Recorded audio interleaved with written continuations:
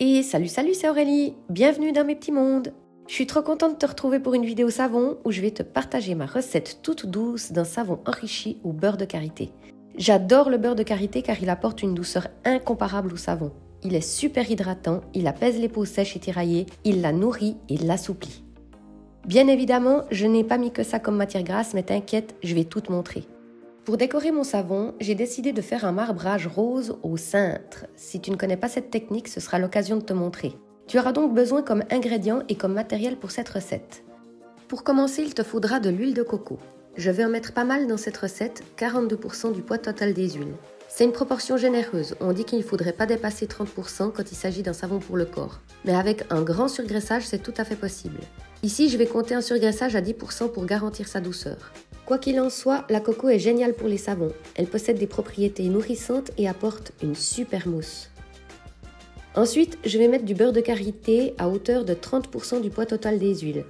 Comme je l'ai dit avant, le beurre de karité est un trésor pour la peau. Il la nourrit, l'hydrate, l'assouplit et la rend toute douce. Comme je mets beaucoup de beurre solide dans cette recette, je vais également mettre une proportion d'huile liquide pour un meilleur équilibre. Je vais donc bien évidemment mettre de l'huile d'olive à hauteur de 20%. Ceux qui me connaissent savent que l'huile d'olive est la base de quasiment toutes mes recettes. Elle est parfaite pour les soins de la peau, elle hydrate, protège, nourrit et comme c'est mon homme qui l'a produit, je sais qu'elle est top qualité. Ce serait vraiment trop bête de m'en passer. Et pour terminer, je vais mettre un peu d'huile d'amande douce à hauteur de 8% pour rendre encore plus doux ce savon. L'huile d'amande douce est idéale pour les peaux sensibles. Elle la nourrit, l'apaise et la protège. Ces beurres et huiles vont me donner un savon clair et j'avais envie de le décorer un petit peu. Comme il me reste un peu de pigment rose, je me suis dit que ça pouvait être sympa de lui faire un petit marbrage au milieu. Il s'agit là d'un colorant minéral naturel de la Folie des Senteurs qui s'appelle Ultramarine Rose. Il n'apporte aucune propriété supplémentaire au savon, c'est juste esthétique. Pour le marbrage, comme je t'ai dit avant, je vais utiliser la technique du cintre. Ça s'appelle comme ça car tu auras besoin d'un vieux cintre en fil de fer. C'est ce qu'il y a de plus pratique. Après, si tu n'en as pas, tu peux toujours essayer de fabriquer quelque chose qui ressemble avec du fil de fer, mais du fil de fer assez solide. Voilà, maintenant on peut passer au procédé étape par étape. Pour commencer, je vais peser mes huiles. Comme je fais un batch de 1 kg, le calcul est assez facile à faire. Dans tous les cas, si tu veux te lancer en saponification à froid, il faut que tu sois à l'aise avec les calculs en pourcent. Je dis ça car on me demande souvent les quantités en grammes, mais tout dépend de la taille de tes moules, tu vas pas pouvoir faire la même quantité que moi. Les proportions en pourcent permettent de reproduire la recette avec n'importe quelle quantité. C'est ça qui est pratique. Bref, je commence par peser mon huile de coco, qui ressemble plus à du beurre en ce moment. 420 grammes, ce qui correspond donc à 42% du poids total de mes huiles. Je pèse ensuite le beurre de karité, 300 grammes, ce qui correspond à 30%.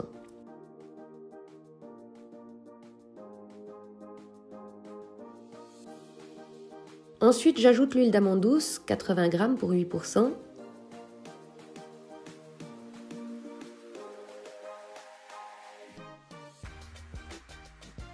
Et pour terminer, je pèse encore 200 g d'huile d'olive, ce qui correspond à 20%.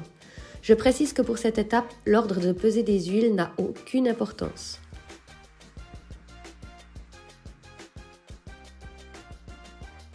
Je les mets au bain-marie à feu tout doux pour que mes beurres solides deviennent liquides.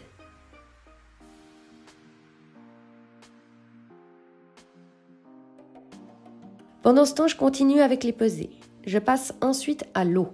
Pour avoir une concentration de soude à environ 30%, je dois multiplier le poids de ma soude par 2,278 et j'arrondis un petit peu au-dessus.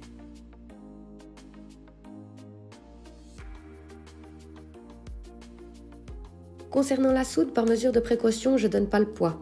Je te laisse faire le calcul avec l'indice de saponification de chaque huile sans oublier de compter une réduction de soude qui correspondra au surgraissage. Comme je t'ai dit avant, pour ce savon, j'ai calculé un surgraissage à 10%. Il faudra donc enlever 10% du poids total de la soude que tu as calculé. Avant de passer au mélange de l'eau et de la soude, et pour éviter tout accident, je dois te parler du matériel de protection qu'il faut avoir pour cette étape. Il te faudra donc un masque à gaz pour ne pas respirer les vapeurs de la soude, des lunettes de protection pour éviter les éventuelles projections dans les yeux, des gants pour te protéger les mains et les avant-bras, aussi des éventuelles projections. Une fois bien équipé, on peut passer à la préparation de la lessive de soude. Pour cette étape, il est important de toujours verser la soude dans l'eau et jamais l'inverse. Il paraît que le résultat pourrait être explosif et vaut mieux éviter.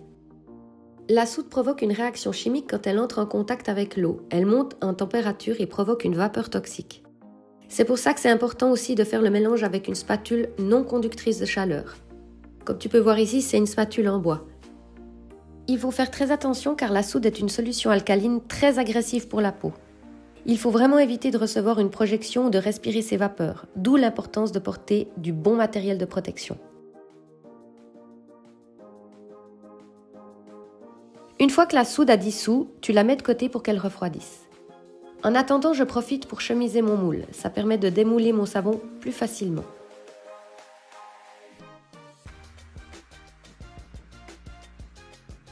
Une fois que mes huiles ont fondu, je peux passer au mélange avec la soude.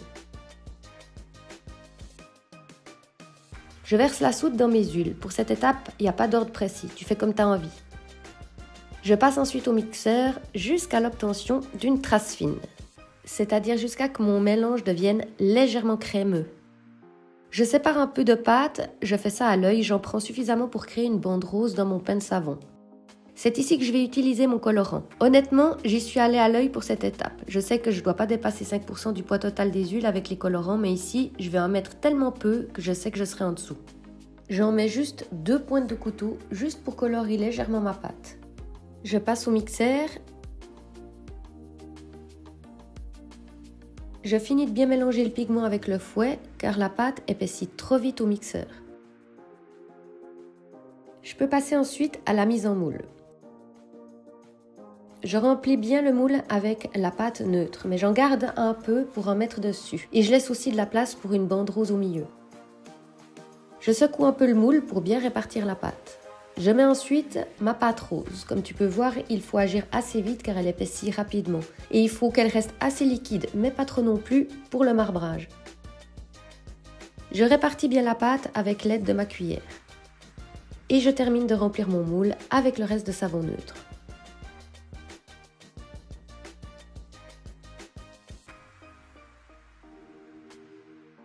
Je répartis bien la pâte.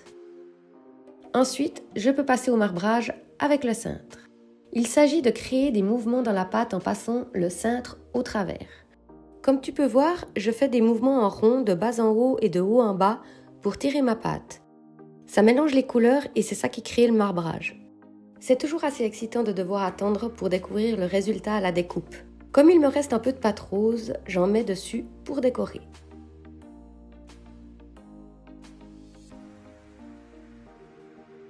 Je passe ensuite une fourchette pour créer des petits effets de vagues sur le dessus et bien répartir la pâte.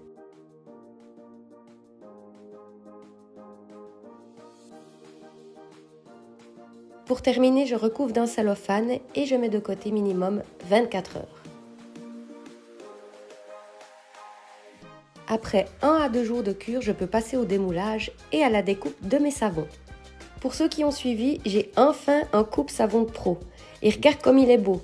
Il est vraiment top et c'est mon homme qui me l'a fait. Je suis vraiment trop heureuse. Enfin, je peux couper mes savons régulièrement et proprement. Et voilà ce que ça donne. Ils sont tout simples, tout doux et je les adore. Ils moussent bien, ils rendent la peau douce et l'hydratent à merveille. J'espère que tu les apprécieras autant que moi. Voilà, j'espère que cette recette t'a plu. N'hésite pas à me dire si tu la testes et ce que tu en penses. En tout cas, moi, je suis très contente de reprendre les savons et les vidéos. Et je te prépare plein de nouveaux contenus qui arrivent bientôt. Merci d'avoir regardé cette vidéo jusqu'au bout. Abonne-toi si ce n'est pas déjà fait et on se retrouve très vite. À bientôt pour la prochaine vidéo. Des bisous!